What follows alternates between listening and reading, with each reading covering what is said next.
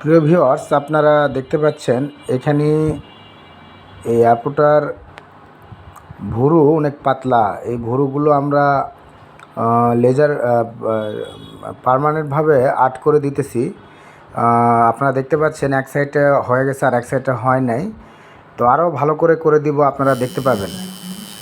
আপনাদের এই সমস্যা আছে, আপনারা যোগাযোগ করবেন। পার্মানেন্টভাবে ভুরু আর্ট করানো হয় এবং তিল বসানো হয়।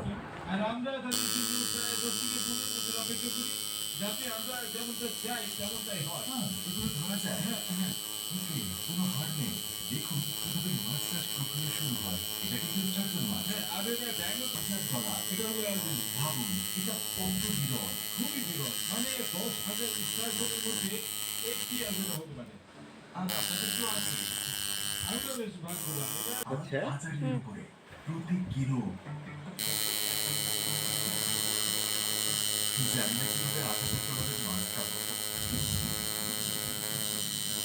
চারশো ভালো সেই মাছ যা থেকে ক্যাভিয়ার পাওয়া যায়, মূলত তার ডিম।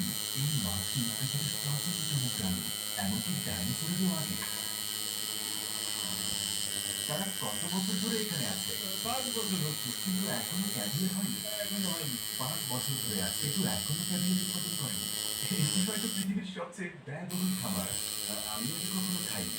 এগুলো ক্যাভিয়ার তৈরির জন্য প্রায় প্রস্তুত। 10 বছর অপেক্ষা করার পর শুধুমাত্র ওই ব্যক্তিরাই এটিতে প্রস্তুত, সেগুলো আসলে কিভাবে বুঝে থাকেন? আল্ট্রাসাউন্ড করি, প্রতি 3 মাস অন্তর তাদের চেক করি, তাদের একটি আল্ট্রাসাউন্ড করি, ঠিক যেভাবে ডাক্তাররা একটি মহিলা গর্ভবতী কিনা তা জানার জন্য ব্যবহার করি।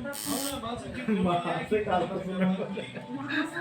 পার্মানেন্টভাবে আর্ট করানো হলো। এটা অনেক পাতলা ভুরু ছিল, আমি এটা পার্মানেন্টভাবে আর্ট করে দিলাম। এটা ব্রাউন কালার এবং ব্ল্যাক কালার মিক্স করে করে দিলাম। এটা কখনো উঠবে না, এটা পার্মানেন্ট। কমপক্ষে 10-15 বছর এরকম চলে যাবে, নষ্ট হবে না।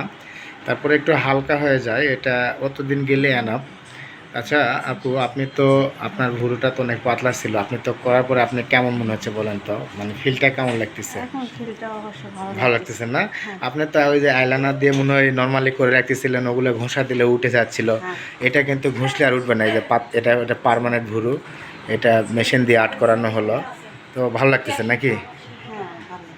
আচ্ছা ভিউয়ার্স, আপনারা দেখতে পাইলেন ওনার এটা নর্মাল পাতলা ভুরু ছিল, সেই ভুরুটা আমি পার্মানেন্টভাবে আর্ট করে দিলাম। এখানে দেখেন একটা ন্যাচারাল ভাব একটা লাগতেছে। এখানে মনে হচ্ছে পাতলা যেটা থাকে পাতলাই করে দিছি।